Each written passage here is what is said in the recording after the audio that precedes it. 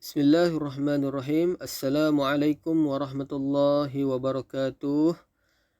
Baik pelajar-pelajar, bertemu kembali kita untuk sesi pengajaran dan pembelajaran.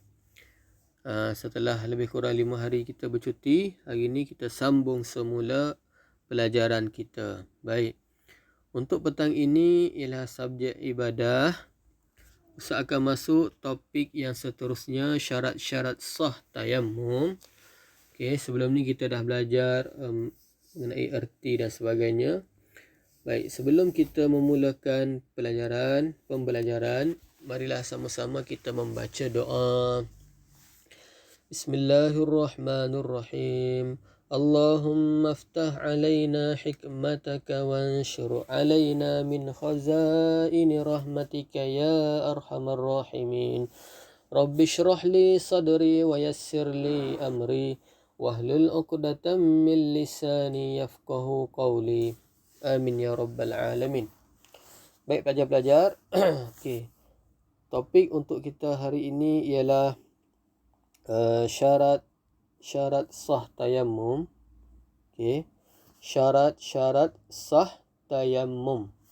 Sebelum ini saya dah terangkan tayammum ini adalah ganti kepada wuduk kalau tak ada air ataupun sebagainya. Saya dah terangkan sebelum ni dalam video sebelum ini.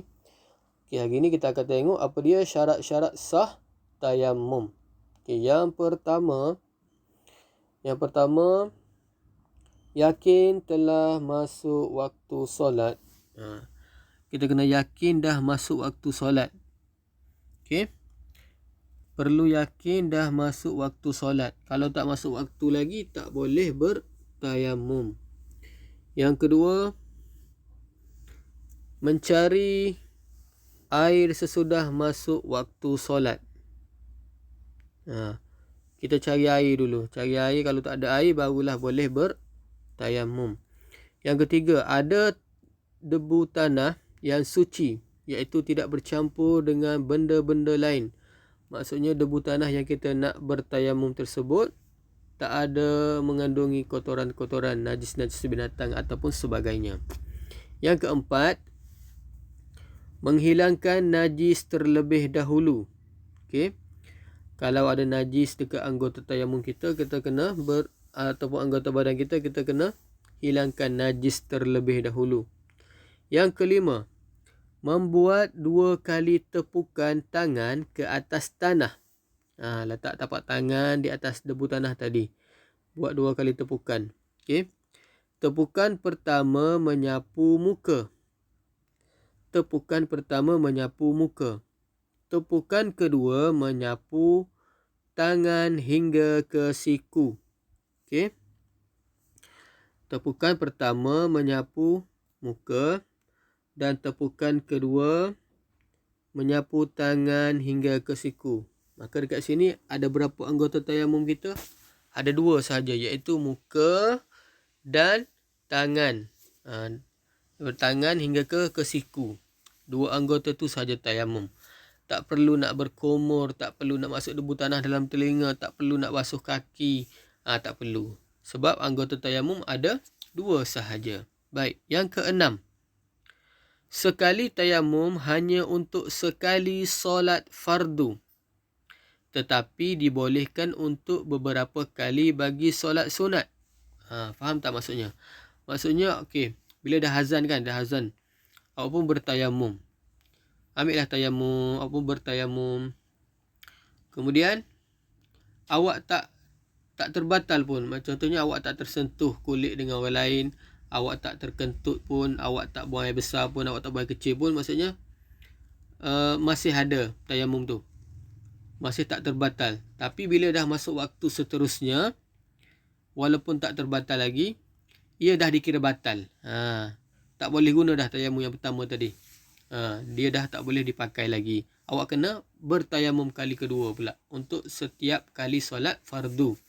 Tetapi boleh digunakan untuk bila kita solat sunat, beberapa solat sunat. Okey. Jelas ya? Baik, muka surat 12. Cara-cara tayamum. Okey, kita akan tengok cara-cara tayamum. Yang pertama sekali, kena niat. Baik.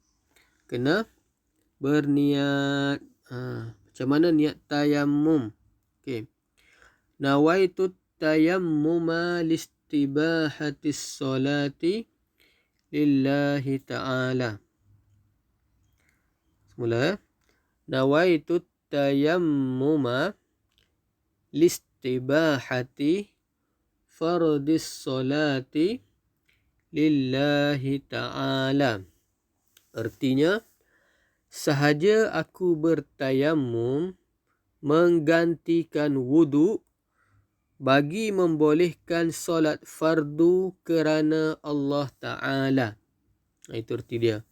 Sahaja aku bertayamum menggantikan wudu bagi membolehkan solat fardu kerana Allah Ta'ala. Baik. Ketika membaca niat, tekankan kedua-dua tapak tangan ke atas tanah atau debu yang bersih. Awak letak dua-dua tangan awak tu di atas debu tanah tadi. Niat dalam hati. Sahaja aku bertayamum menggantikan wudu bagi membolehkan solat fardu kerana Allah Ta'ala. Sebut dalam bahasa Melayu pun tak apa dalam hati. Kalau boleh sebut dalam bahasa Arab pun boleh. Nawaitu tayammuma listibahati fardis solati lillahi ta'ala. Baik. Itu yang pertama, niat. Yang kedua, sapu kedua tapak tangan yang ditekan ke atas tanah atau debu tanah ke seluruh muka. Ni. Yang kedua ni. Baik, sapukan kedua-dua tapak tangan yang ditekan ke atas tanah atau debu tanah ke seluruh muka. Bila awak dah tekan, awak tengok gambar tu kan. Bila dah tekan, gambar ni. Bila dah tekan, lepas tu sapulah ke muka awak ni. Sapulah ke muka awak. Sapu ke muka. Baik. Poin yang kedua, sebelum menyapu ke muka, hembuskan dahulu kedua-dua tapak tangan supaya debu tidak terlalu banyak. Awak hembuskan, tengok ni dia hembus. Ataupun kita tepuk-tepuk sikit tangan supaya debu tu tak terlalu banyak melekat di tangan. Okey. Itu cara poin yang kedua. Baik. Yang ketiga, tekankan kedua-dua tapak tangan sekali lagi ke atas debu tanah. Okey. Sapukan tapak tangan kiri kepada tangan kanan hingga ke siku. Baik. Okey, jap. Dia punya gambar ni macam ni sikit. Okey. Sapukan tapak tangan kiri hingga ke siku. Yang kelima, sapukan tapak tangan kanan pada tangan kiri mesti sampai hingga ke siku. Okey. Mula-mula sapu tangan kanan hingga ke siku, kemudian sapu tangan kiri ke siku. Awak tengok gambar tu lah. Yang keenam, untuk solat sunat memadai sekali tayamum. Asalkan tidak batal. Macam Ustaz terangkan tadilah. Tayamum ni kalau untuk solat sunat boleh digunakan untuk beberapa kali solat sunat. Tapi kalau untuk solat fardu hanya sekali sahaja. Yang ketujuh, mesti menghilangkan najis sebelum bertayamum. Okey. Nanti pelajar-pelajar boleh rujuk gambar ni semula. Boleh tengok balik gambar tu. Okey, gambar-gambar yang dah bagi tu. Okay, awak rujuk balik nanti. Muka surat 14. Okey, muka surat 14. Perkara-perkara yang membatalkan tayamum. Baik, ada dua perkara yang membatalkan tayamum. Yang pertama apa dia? Yang pertama, semua perkara yang membatalkan tayamum jika terdapat air sebelum melakukan solat bagi orang yang bertayamum kerana tiada air.